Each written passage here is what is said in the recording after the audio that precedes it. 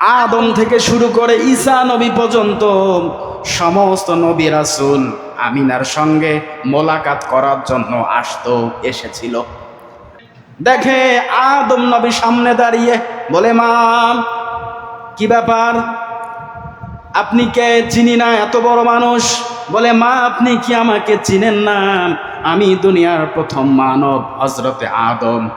ও মা, আপনাকে সংবাদ দিতে আসলাম, স্বাগত জানার জন্য আসলাম।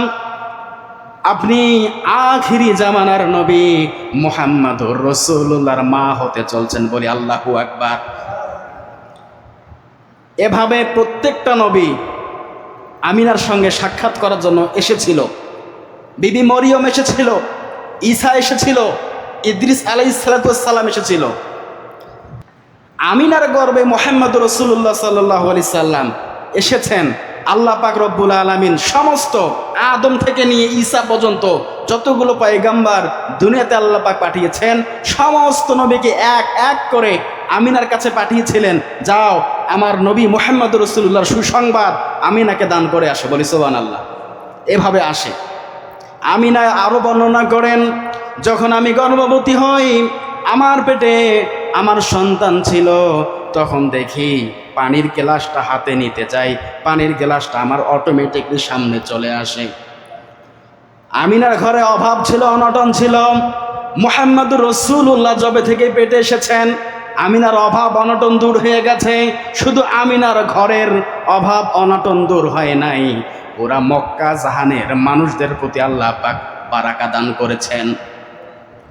সমস্ত মানুষ দেখে তার গাভীর মধ্যে, তার দুম্বার মধ্যে দুধে পরিপূর্ণ হয়ে গেছে।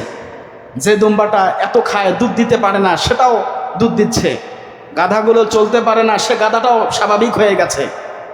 ফসলের মধ্যে বরকত নাই, ফসল সুন্দর ফলছে। আল্লাহ পাক রব্বুল আলামিন তার হাবিবকে যখন দুনিয়াতে পাঠায়, এরকম বরকতে নিয়ামতে আল্লাহ পাক দান করেছেন মানুষদেরকে। রসুল যে আসলেন, এটার একটা বরকত আছে না নাই? অবশ্যই আছে। আল্লাহ পাক হচ্ছে রব্বুল আলামিন। নাম কি বলেন? রব্বুল আলামিন, আমাদের রব।